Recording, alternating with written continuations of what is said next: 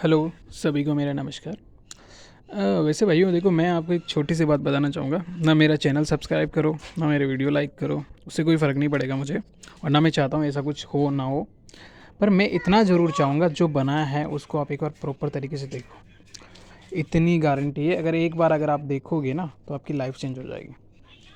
क्योंकि इसमें मैंने पिछले 8 साल में कुछ सीखा है।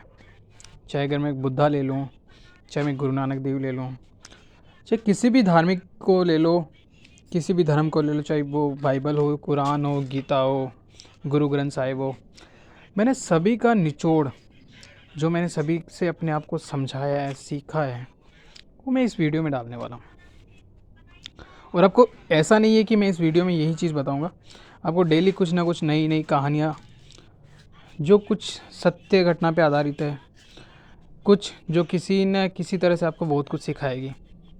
सबसे पहला मोटिव ये है कि हम सब लोग आए हैं इस संसार में, एक दिन हम सब लोग चले भी जाएंगे। पर क्या हम अपने आप को पहचान पाए इतने समय में? देखो, आज मैं 26 साल का हो गया, पर अभी तक मैं पिछले 8 साल से खोज रहा हूँ अपने आप को। हाँ, मैं कुछ हद तक अपने आप को आत्म शांति दिला पाया, पर अभी तक मेरी खोज रुकी नहीं है।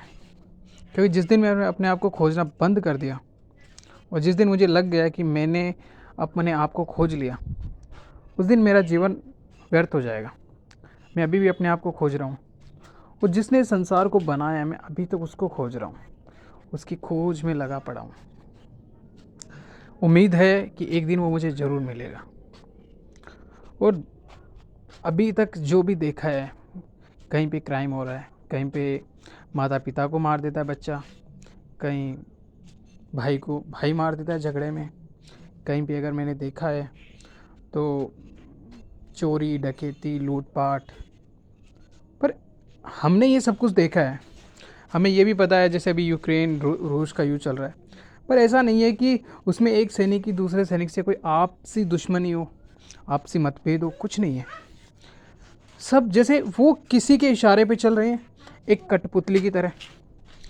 एज इट इज़ हम भी किसी न किसी के इशारे पे चल रहे हैं, एक कठपुतली की तरह।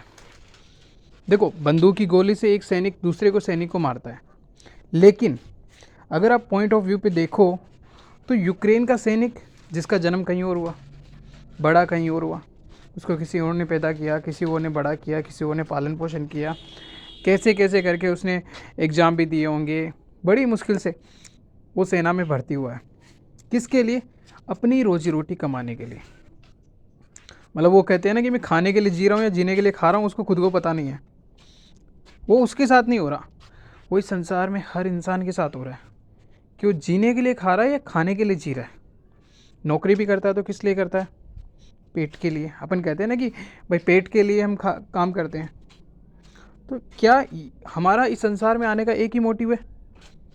पैसा कमाओ, पेट में खाओ, अगले दिन वापस उठो, मॉर्निंग में उठो, जल्दी जल्दी तैयार होके फटाफट टिफ़िन पैक करो और सीधे निकल जाओ, जाके ऑफिस में काम करो।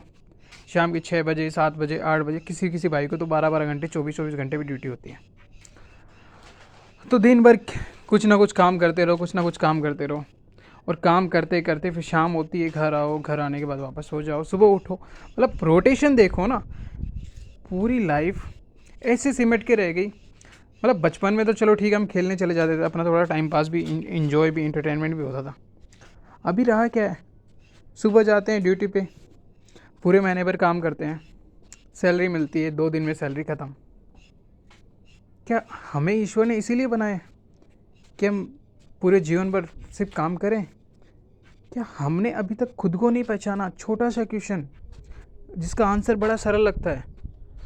क्या हमने ये सोचा है कभी कि हम इस संसार में आए क्यों हैं, किस लिए आए हैं, क्या करने आए हैं, किसने हमें बनाया है, किसने भेजा है, और मृत्यु के बाद हमारा क्या होगा?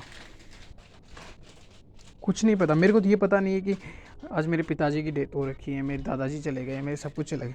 मेरे को नहीं पता कि वो लोग गए कहाँ हैं।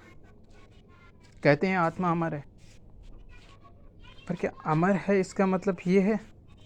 तर्क वितर्क में तो मैं आपसे 1000 तरह के तर्क कर लूँ, क्या हमें किसी एक चीज़ का साक्षात्कार हुआ है? मंदिर में भी जाते हैं, पूजा पाठ भी करते हैं, सब कुछ होता है।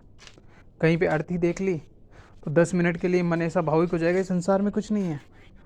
थोड़ी देर बाद में जाएंगे, भाई जिन लोगों को पैक लगाने का शौक़ है वो तो किसी बार में चले जाएगा या ठेके पे चला जाएगा। जिन लोगों को लड़कीबाजी करने का शौक़ है वो कहीं रास्ते में इंतज़ार कर लेंगे, किसी न किसी आइटम को छेड़ने की सोचेंगे। बुरा मत माना कोई, देखो सब ऐसे नहीं होते, मैं तो सिर्फ ये चीज़ बता रहा हूँ।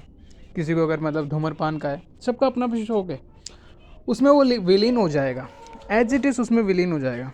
हम किसी के अंतिम संस्कार पे जाते हैं, किसी की डेथ होती है, थोड़े समय के लिए हमारी आत्मा रो पड़ती है, सिर्फ थोड़े समय के लिए हमारी आत्मा झिझक जाती है, थोड़े समय के लिए, लेकिन फिर वही रोटेशन चलता रहता है। ये जो चक्कर है, ये चक्कर चलता रहता है। जैसे बारिश में पत्ते निकल आते नए, गर्मी होती है पतझड़ हो जाता है, पत्ते उगना, पत्ते झड़ना, नए पत्ते आना, ये प्रक्रिया जैसे चलती है, तो हम उसी तरह से हैं। थोड़ी देर के लिए खुशी मिलती है, फिर साला किसी न किसी की तकलीफ़। भाई घर में किसी की तबीयत ख़राब हो गई, तबीयत तो उसकी ख़राब हुई है, टेंशन हमारे दिमाग में चल रही है। घर में किसी के साथ कुछ और तकलीफ़ हो गई, परिवार में मान लो किसी की डेथ हो गई, डेथ वहाँ हुई है, दिमाग हमारा यहाँ से हिल गया।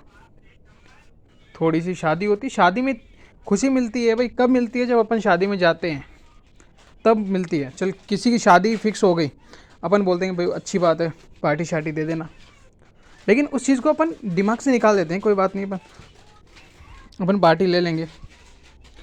चलो भैया, मैं ये तो देखो इसमें बता दिया, अब आगे मैं आपको नेक्स्ट वीडियो में बताऊंगा। आप अपने कमेंट्स और डिटेल्स शेयर करना ज़रूर, ठीक है? Thank you, have a good day.